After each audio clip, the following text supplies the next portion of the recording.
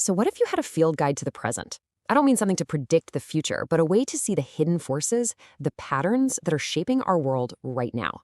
That's exactly what we're diving into today. We're unpacking the Augurnomics Reader's Companions, which are basically a series of deep dive essays that act as field notes for our crazy, complex, and fast-changing time.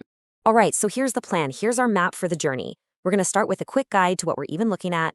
Then we'll explore three huge fields of observation: the flood of information that's all around us, the very real fight for water, and how we're literally coding new worlds with AI and in space.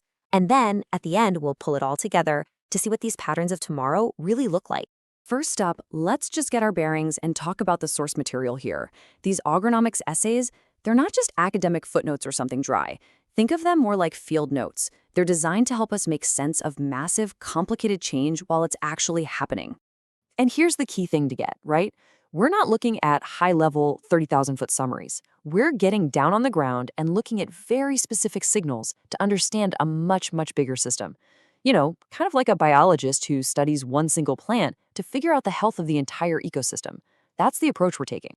So, with that in mind, let's jump into our first field of observation, what feels like the overwhelming crisis of the present. I'm talking about the information deluge. We are living in a flood of data that is literally eroding the very institutions we used to count on for stability and for meaning. The source material gives us two really distinct ways to look at this crisis. First, there's the map. This is the analytical view. It shows us the what and the how of the flood's mechanics. But then there's the mirror. This is the symbolic view that reflects its deeper meaning, asking why is this happening, and more importantly, what's next? And if you're feeling like all this rapid, disorienting change is totally unprecedented, well, it's not. The essays argue that civilizations reset through something they call recurrence machines. And this concept, it really gets to the heart of that anxiety we all feel about new tech. It's this cycle that happens over and over again, where a new way of moving things, whether it's people, goods, or information, inevitably creates a whole new moral order and washes the old one away. And check this out. This timeline just lays out that pattern perfectly. Think about the Roman Empire. Their roads didn't just move armies. They totally reorganized the very ideas of space and law. A little later, the Mongol Empire's courier networks created a new speed of trust, changing how huge territories could even be governed.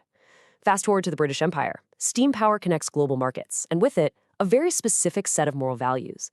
Then oil comes along and fuels American hegemony and a new global economy. And now, well, now we're here, in the digital age, where data is creating an entirely new networked order. Each one is a fundamental rewrite of the rules of society. Okay, so let's move from these big, abstract patterns of information to something you can feel, something incredibly tangible. Let's see how these same forces of crisis and reinvention are playing out with the one resource none of us can live without: water. For this, the source material uses California as this powerful case study. And it's not just a local problem. California is like a planetary mirror, reflecting the future of water conflicts that are popping up everywhere, from the Nile to the Ganges. Seriously, how California handles its water crisis is basically a preview for the rest of the world. This quote, it just really puts everything into perspective, doesn't it? It makes you ask how we value what we just inherit versus what we have to build from nothing. We completely take for granted a world that would be seen as an absolute miracle anywhere else in the solar system. We've all seen this happen, right? A huge crisis hits, and bam, everyone has a simple solution that sounds amazing, but doesn't actually fix the problem. To fight this, the essays give us what they call a mirage toolkit. It's a practical guide to help separate the real, effective solutions from those tempting illusions. Now, what's so interesting here is how it frames failure. It's not about bad intentions. It's all about mismatches. You know, solutions like rain barrels feel good, they're symbolic, but they just don't scale.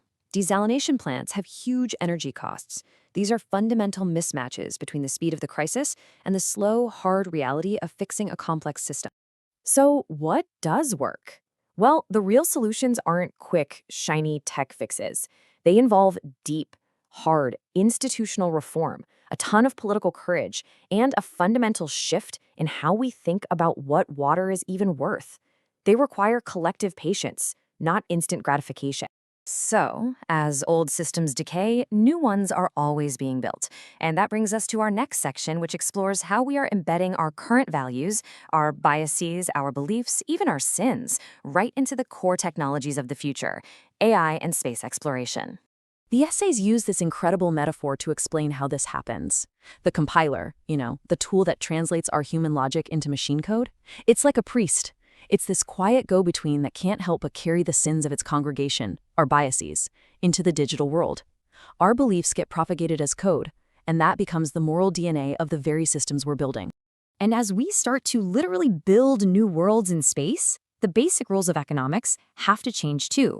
This leads to this fascinating new concept from the source material called chronoeconomics. And this comparison just makes the whole thing click. Here on Earth, our economics is defined by the scarcity of geography: who owns the land, the resources, the location. In space, the number one scarcity is duration. The big question shifts from who controls the land to who can afford the wait. In the economy of space, patience, not speed, becomes the ultimate virtue. Okay, so let's bring it all together. After looking at all these different fields, information, water, technology, what's the point of this field guide? What are the big patterns we're supposed to be seeing? And this is probably the most important takeaway of all. This isn't about predicting some kind of doom and gloom future, or just saying history repeats itself. No, it's about revealing the recurring patterns of how civilizations change so we can better understand the continuity of the human story. So when you step back, this guide reveals a few key patterns. We see that civilizations tend to reset in predictable cycles. We see that scarcity forces us to reinvent our societies.